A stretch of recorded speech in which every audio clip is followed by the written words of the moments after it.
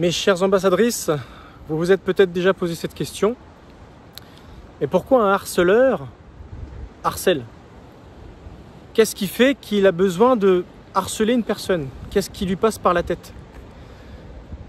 Et c'est vrai, on pourrait se demander, qu'est-ce qu'on lui a fait pour qu'il se donne ce droit, pour qu'il s'arroge ce droit-là? Mais il ne faut pas oublier que le lien qu'il y a entre un harceleur et un pervers narcissique est très très très fin. Il y a un lien direct, presque pour ne pas dire que souvent un harceleur est un pervers narcissique, et un pervers narcissique est, quoi qu'il arrive, un harceleur.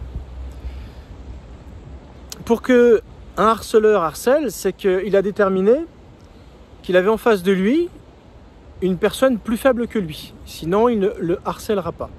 Souvent, il y a une position d'ascendance. Soit dans le milieu professionnel, il est au-dessus sur le plan hiérarchique, ou soit souvent c'est un homme, donc souvent la force physique, les compétences qu'il peut avoir fait qu'il va prendre l'ascendant sur une autre personne, alors femme ou homme, hein. Mais vis-à-vis de la gente féminine, souvent un homme considérera bien sûr que le fait d'être plus fort va lui donner, on va dire, ce droit-là. Un harceleur, tout comme un pervers narcissique, a ce besoin de contrôle, a ce besoin de maîtriser les choses, a besoin de connaître les choses à l'avance, a besoin de soutirer constamment des informations. Et pour soutirer ces informations, il a besoin de les prendre, de les obtenir d'une certaine façon. Alors c'est très subtil, parce qu'un harceleur ne se présente pas comme ça, de but au blanc, le premier jour, voilà, je suis un harceleur, c'est marqué sur mon front. Non, c'est au fur et à mesure qu'il installe son processus de harcèlement. C'est quelque chose qu'il va faire tout doucement.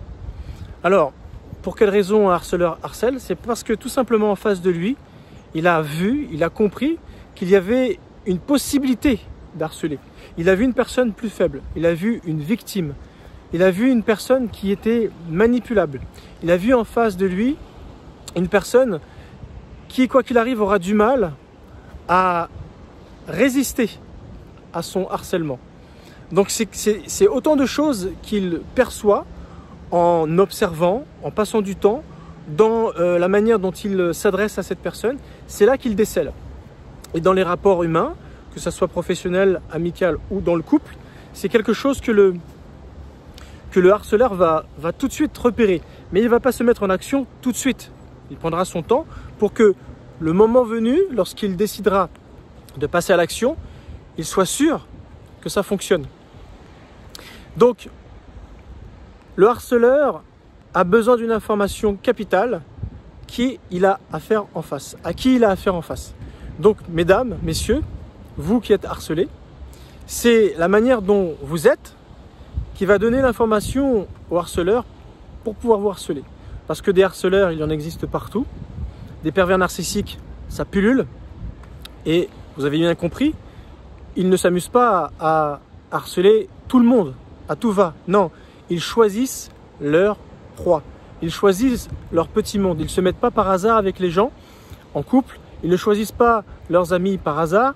Et surtout, dans la relation professionnelle, ils ne sont pas comme ça avec tout le monde. Vous voyez? Donc ça veut dire que l'information qui est externe a une incidence capitale pour qu'ils se mettent ou pas à harceler. Donc ce que je suis en train de vous dire là, c'est que le harceleur, s'il harcèle, c'est parce qu'il a besoin de contrôler, il a besoin de maîtriser, il a besoin de manipuler, il a besoin d'obtenir les choses, il a ce besoin de